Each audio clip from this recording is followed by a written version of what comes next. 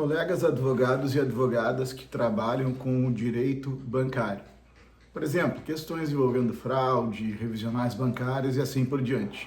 Quero trazer uma reflexão para vocês que une umbilicalmente o direito material e o direito processual civil à luz dos planos da existência, da validade e da eficácia em diálogo com a causa de pedir e pedido. Por que isso é importante? Eu vejo alguma confusão entre esses institutos tão importantes do direito material, leia-se teoria geral do direito privado, que vão ter reflexos no processo civil. Por quê?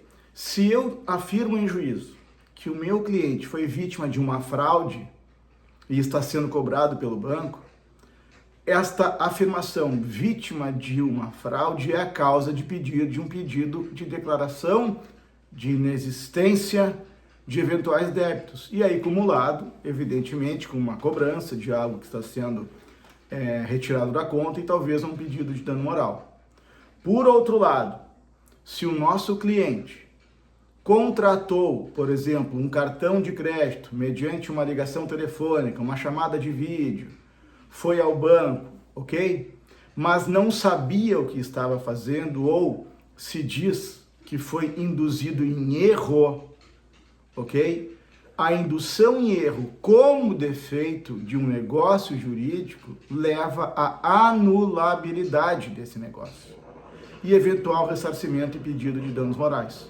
Então, se a declaração de inexistência de débito é o pedido, por outro lado, a anulação é o pedido.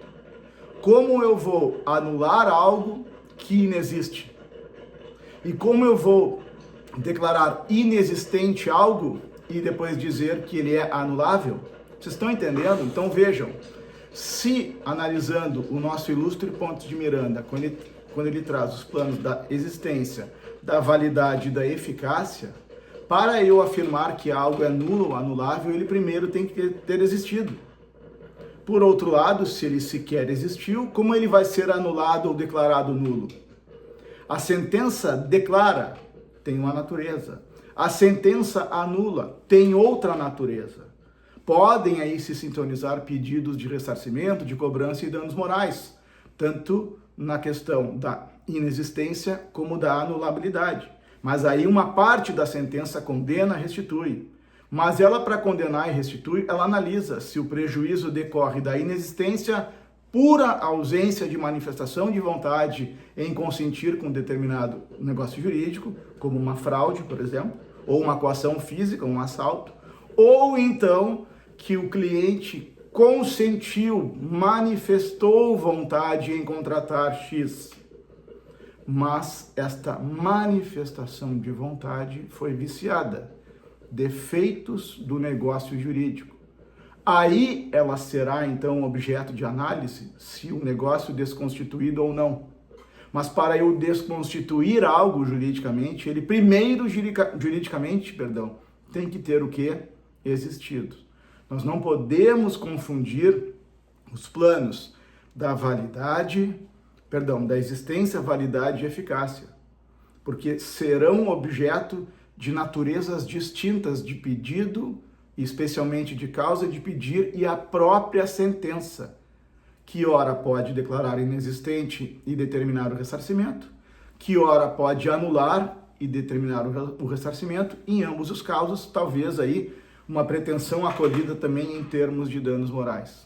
Mas então vejam, pessoal, professor Felipe, mas no caso do CDC, qualquer cláusula é abusiva, então, portanto, nula de pleno direito. Então, ela, para ser nula, ela tem que ter existido, sim, mas não necessariamente nós estaremos lidando com cláusulas abusivas. Porque se eu trazer a juízo que eu estou postulando a nulidade de determinada cláusula, eu estou admitindo que eu fiz o negócio. Então, ele existe. Para ser declarado nulo todo aquele negócio, ou uma ou outra cláusula, juridicamente, de novo, ele tem que existir.